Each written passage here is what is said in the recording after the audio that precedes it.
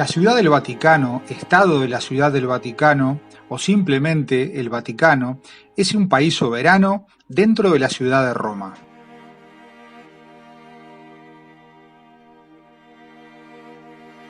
Tiene una extensión de 44 hectáreas y una población de aproximadamente 800 habitantes, siendo el país más pequeño del mundo. La Basílica de San Pedro ocupa el 7% de su superficie. La Basílica y la Plaza de San Pedro ocupan ya un 20% del territorio de este pequeño país. La Ciudad del Vaticano comenzó su existencia como Estado independiente en 1929, tras la firma de los Pactos de Letrán, celebrados entre la Santa Sede y el entonces Reino de Italia, que en 1870 había conquistado los Estados Pontificios.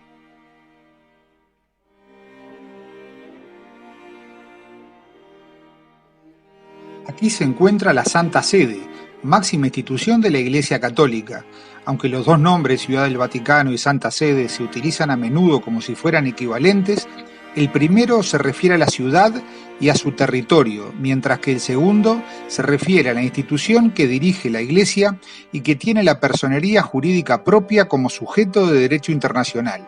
En rigor, es la Santa Sede y no el Estado Vaticano la que mantiene relaciones diplomáticas con los demás países del mundo.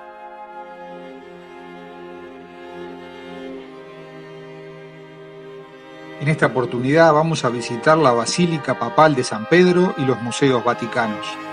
Esta basílica cuenta con el mayor espacio interior de una iglesia cristiana en el mundo, con 193 metros de longitud y 44 metros y medio de altura. La altura que le confiere su cúpula hace que su figura domine el horizonte de Roma y es considerada como uno de los lugares más sagrados del catolicismo.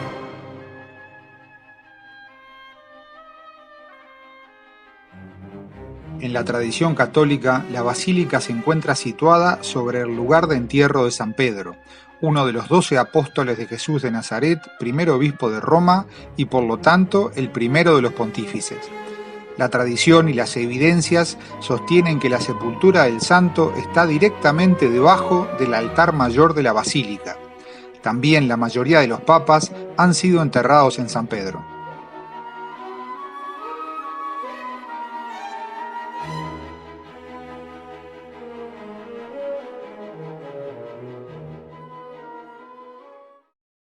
La primer parada que hacemos al entrar a la basílica es en la primer capilla a la derecha, donde contemplamos la piedad de Miguel Ángel.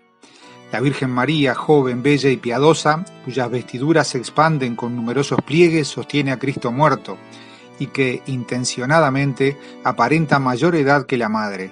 Es una composición triangular, sosegada y llena de ternura. La juventud de la Virgen María es muestra del idealismo renacentista.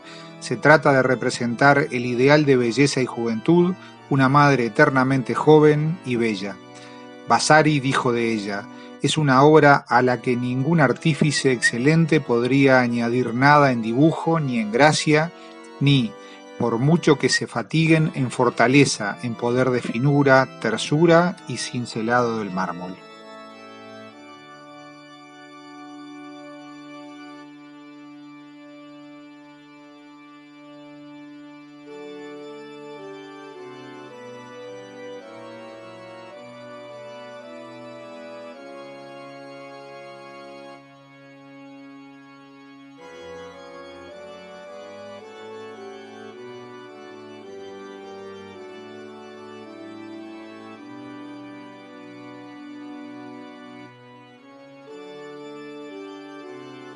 En la segunda capilla a la derecha se encuentra la tumba de San Juan Pablo II, que fue Papa de la Iglesia Católica desde octubre de 1978 hasta su muerte en el 2005.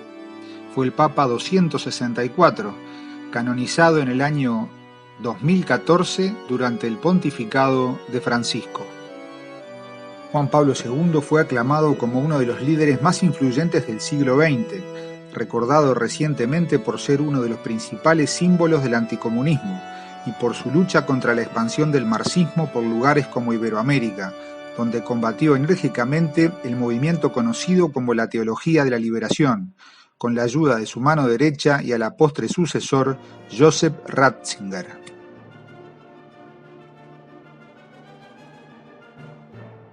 La estatua medieval de San Pedro en bronce se encuentra en la parte derecha de la nave central y es reverenciada por los peregrinos que llegan aquí, que besan o tocan su pie derecho como señal de adhesión y fidelidad al Papa.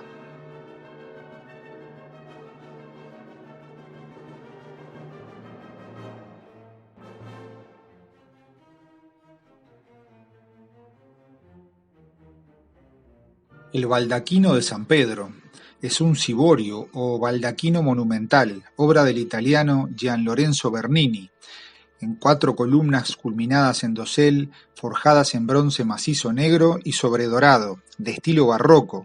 Se emplaza en el centro del crucero de la Basílica de San Pedro, directamente bajo la cúpula.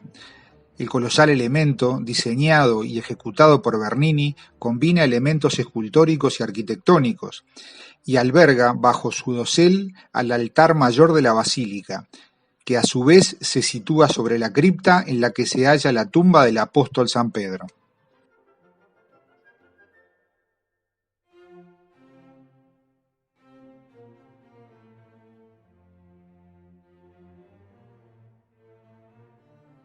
Al fondo del altar vemos la cátedra de San Pedro, que se conserva perfectamente y fue donada por Carlos el Calvo al Papa Juan VIII en el siglo IX, con motivo de su viaje a Roma para su coronación como emperador romano de Occidente. Este trono se conserva como una reliquia en la basílica. Es una magnífica composición barroca de Gian Lorenzo Bernini, construido entre 1656 y 66.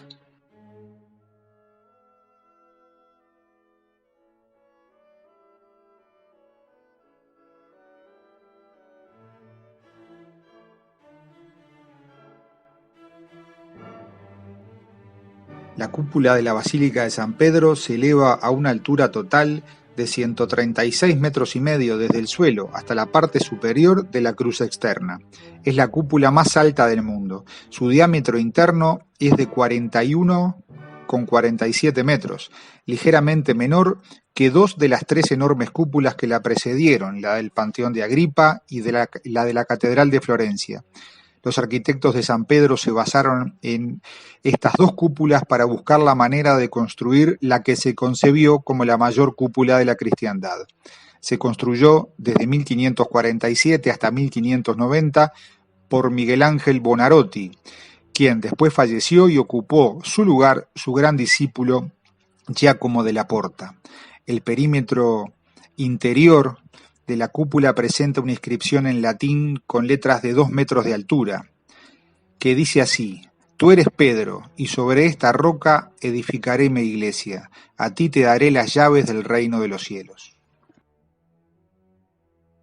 En el centro, debajo del baldaquino de Bernini de 30 metros de altura, rodeado por el inmenso espacio de la cúpula, se encuentra el altar papal, un bloque de mármol en forma de paralelepípedo y sobre él un crucifijo de bronce y un juego de 7 candeleros, en el cual solemnemente el Papa puede celebrar la Eucaristía en ocasiones solemnes.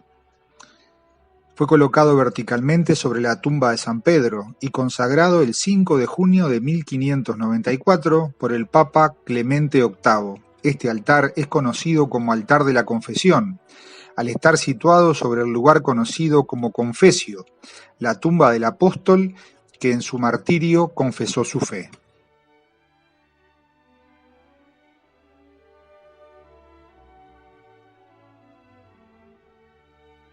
Nuestra visita nos trae ahora a la tumba del Papa Alejandro VII, Papa desde el año 1655 hasta 1667. Esta magnífica escultura es de Gian Lorenzo Bernini.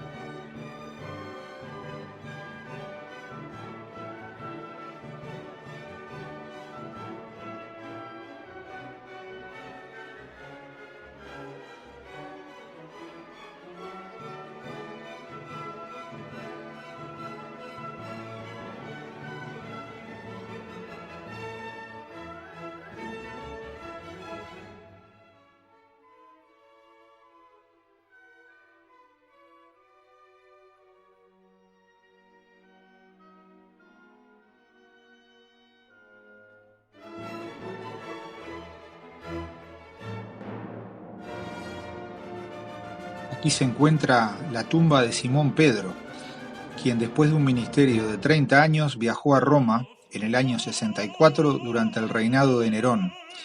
Allí los cristianos fueron responsabilizados por el gran incendio de Roma, por lo que Pedro fue martirizado, al igual que muchos otros cristianos, y fue crucificado cabeza abajo por petición propia, porque se consideraba indigno de morir de la misma manera que lo hizo Cristo. La crucifixión tuvo lugar cerca de un obelisco egipcio que había en un extremo del circo de Nerón. Este obelisco fue traído desde la ciudad de Heliópolis por Calígula en el 37 después de Cristo y actualmente se encuentra en la plaza de San Pedro y es venerado como testigo de la muerte del apóstol.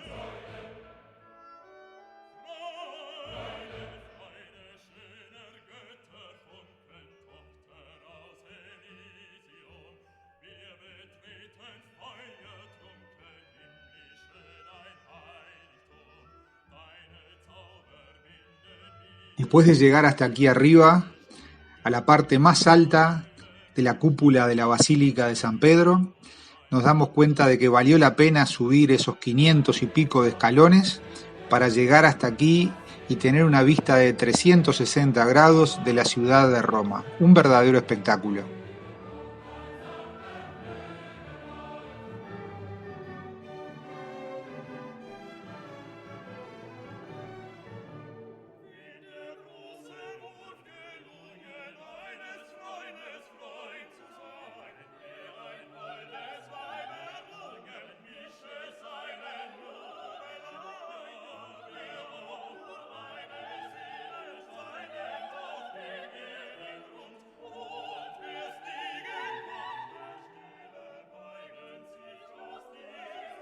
A la izquierda del río Tíber podemos observar los edificios que componen los museos vaticanos, galerías y conjuntos de estancias de valor artístico propiedad de la Iglesia y accesibles al público en la Ciudad del Vaticano.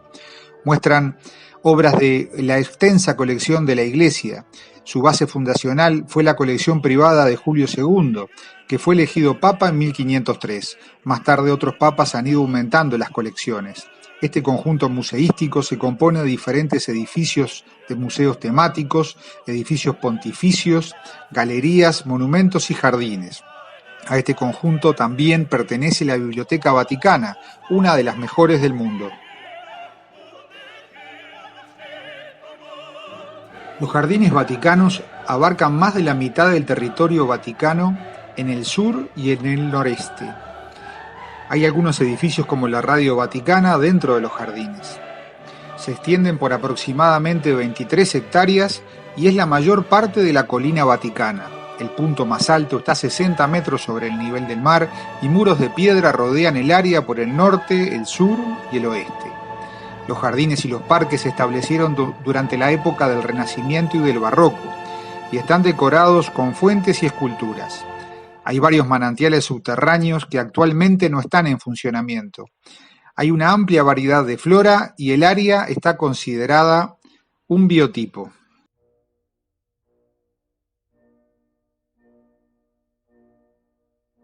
La tradición dice que el sitio donde se encuentran estos jardines vaticanos fue sembrada con tierra procedente del Gólgota por Santa Elena, para simbólicamente unir la sangre de Cristo con la vertida por miles de los primeros cristianos que murieron en las persecuciones de Nerón. Los jardines se remontan a la época medieval, cuando los huertos y viñedos se extendían hacia el norte del Palacio Apostólico Papal. Luego de rodear el alto muro lateral del Vaticano, vamos a venir a los museos vaticanos y entramos por el patio de la Piña. Este famoso y fotografiado patio forma parte de los patios de Belvedere. En la época clásica, este patio estuvo situado en los alrededores del famoso Panteón de la ciudad y el barrio se llamaba el barrio de la Piña.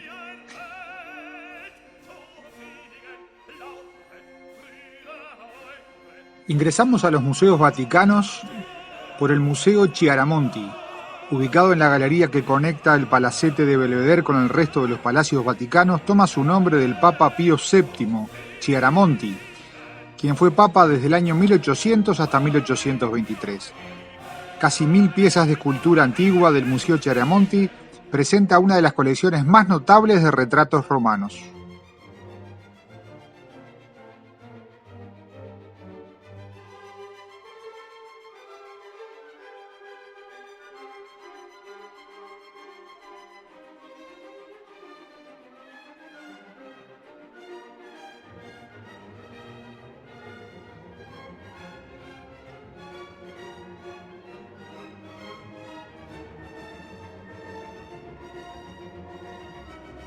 Para seleccionar las obras que están en la sala de los animales, se tuvo en cuenta el mundo de la naturaleza y la caza. Los protagonistas son los animales, tanto en el curioso interactuar entre sí como en su relación con los héroes o dioses del mundo antiguo. El uso de mármoles de colores alude a los tonos del pelo y las plumas de los diversos animales e incluso ofrecen una obra singular e inusual de efecto de color.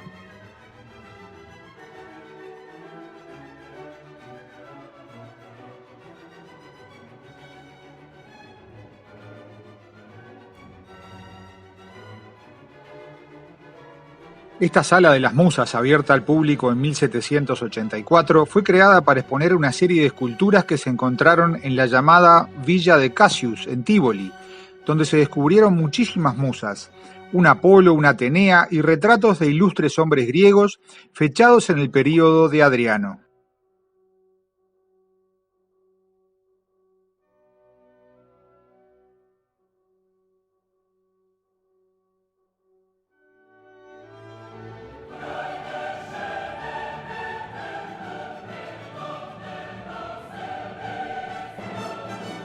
Nos encontramos ahora en la Sala Redonda, la construcción de la gran sala con bóveda semiesférica, a imitación del Panteón de Adriano, fue terminada en 1779 y proyectada por Michelangelo Simonetti. El ambiente está marcado por una serie de nichos para la colocación de colosales estatuas, y entre ellos aparecen semicolumnas que sostienen bustos de grandes proporciones. El pavimento, realizado en el siglo XVIII, está formado por un conjunto maravilloso de mosaicos de las primeras décadas del siglo III después de Cristo, que remite a Otricoli y Sacrofano. En el centro de la sala hay una gran vasija de pórfido rojo que, con las adiciones modernas, alcanza los 13 metros de circunferencia. La vasija estaba destinada a adornar un gran espacio público de la Roma imperial.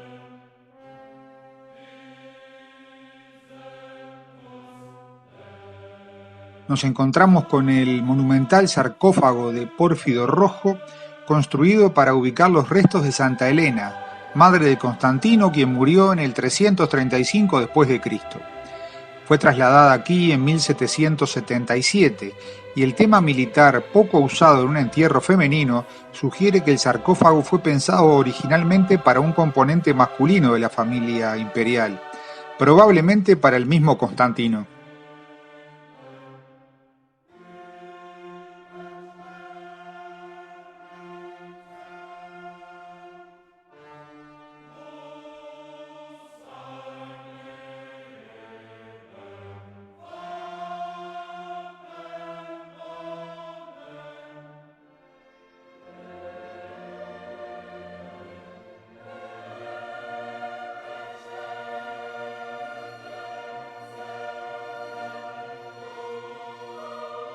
La Galería de los Candelabros toma su nombre de los monumentales candelabros de mármol que, combinados con las columnas del mismo material, de colores, delimitan las secciones de este sector, que son 6, realizadas bajo el pontificado del Papa Pío VI Braschi entre 1785 y 88. Su decoración fue completamente renovada 100 años después, durante el pontificado de León XIII. El proyecto de reestructuración fue encomendado a Annibale Angelini, quien, con la colaboración de Domenico Torti y Ludwig Seitz para las pinturas y algunas incrustaciones de mármol realizadas por Giuseppe Rinaldi y Luigi Medici, terminaron el sector. Las obras se colocaron como decoración siguiendo criterios de simetría compatibles con la arquitectura de la galería, a la cual se accedía a través de la puerta monumental de bronce que aún se conserva.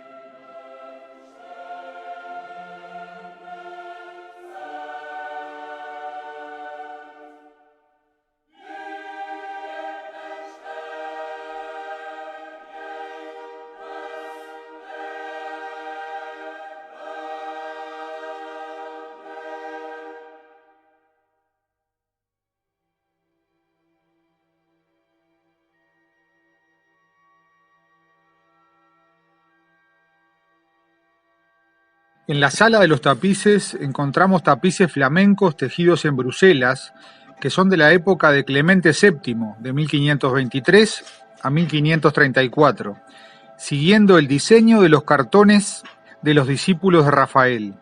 Por primera vez se expusieron en 1531 en la Capilla Sixtina y en 1838 se prepararon para su colocación en esta galería.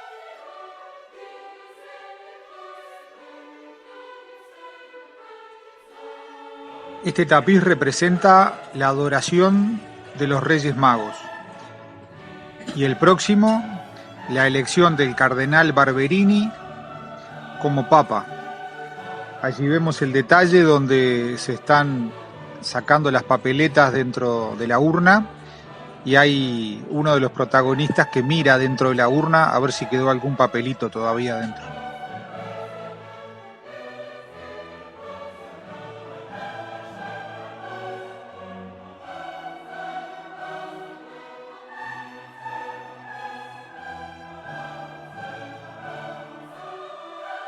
Este tapiz de casi 10 metros de largo lleva por nombre La Resurrección.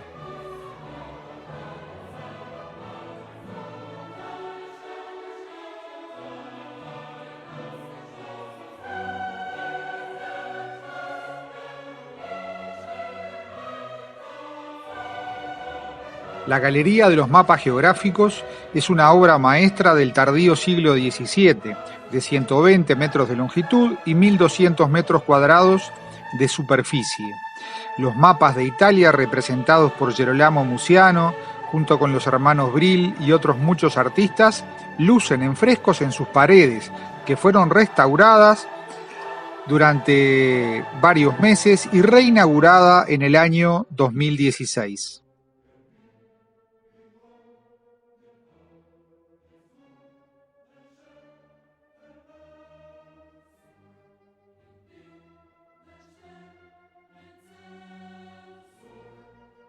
En esta sala de la Inmaculada Concepción se encuentra plasmado el encargo que el Papa Pío IX entregó al pintor italiano más famoso de su época, en 1858, Francesco Podesti, que creara una serie de frescos para conmemorar el establecimiento del dogma de la Inmaculada Concepción que él mismo proclamó el 8 de diciembre de 1854. A partir de ese momento, el salón tomó su nombre actual.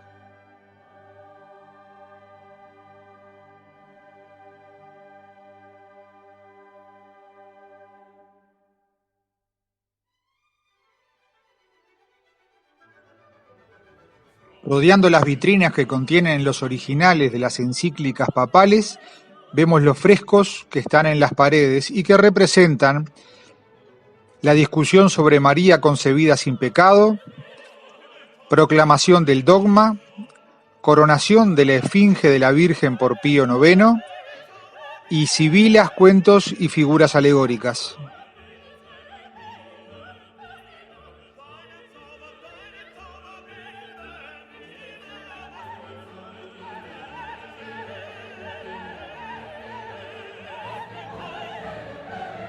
Recorremos ahora las estancias de Rafael, que eran 4 estancias, parte de los aposentos situados en el segundo piso del Palacio Pontificio, escogido por Julio II de la Rovere, papa desde 1503 hasta 1513 para su residencia personal y utilizado también por sus sucesores.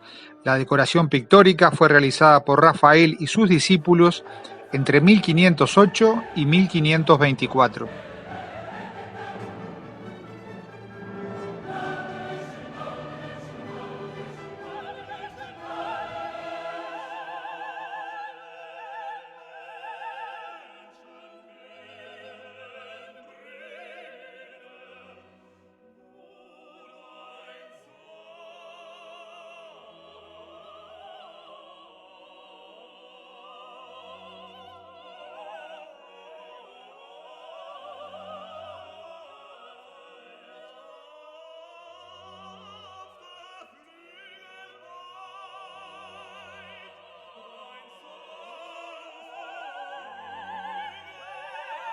La stanza de la Segnatura contiene los frescos más famosos de Rafael, constituyen el debut del gran artista en el Vaticano y marcan el comienzo del Renacimiento completo.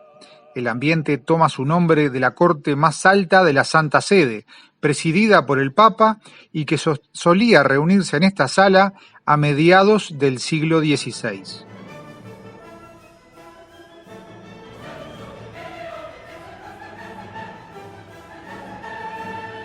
Los frescos de la bóveda se proponen representar las tres categorías más altas del espíritu humano: lo verdadero, lo bueno y lo bello.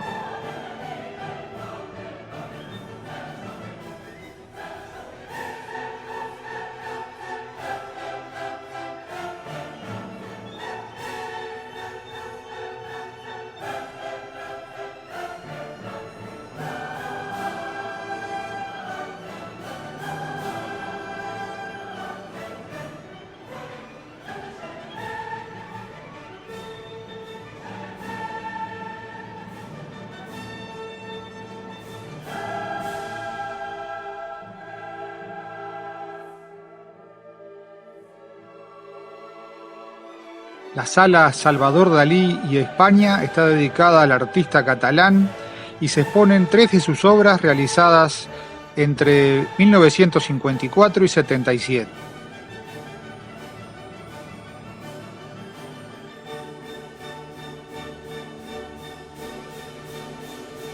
La Sala de los Mensajes se denomina así porque aquí se guardaban, bajo Benedicto XV, los mensajes de saludo enviados a León XIII y a Pío X.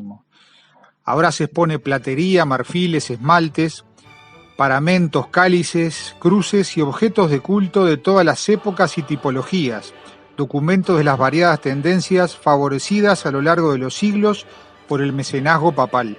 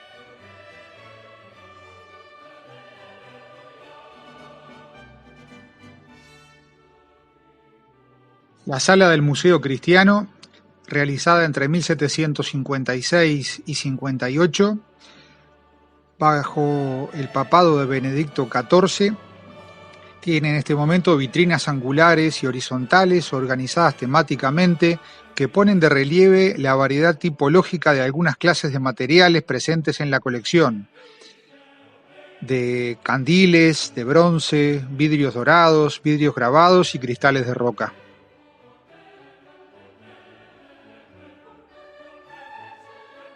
Finalizando nuestra visita a los museos vaticanos, vemos la Capilla Sixtina, que debe su nombre al Papa Sixto IV de la Rovere, quien hizo reestructurar la antigua Capilla Magna entre 1477 y 1480 y nos dejó esta hermosa obra de arte invaluable.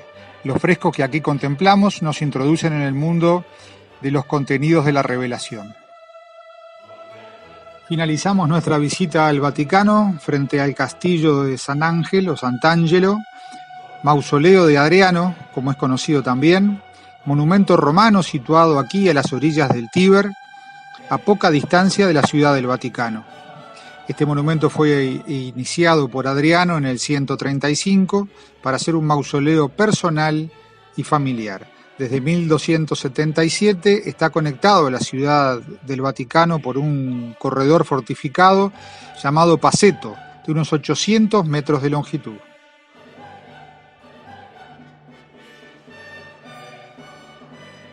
Muchas gracias por su compañía y nos vemos en el próximo viaje. Chau, chau.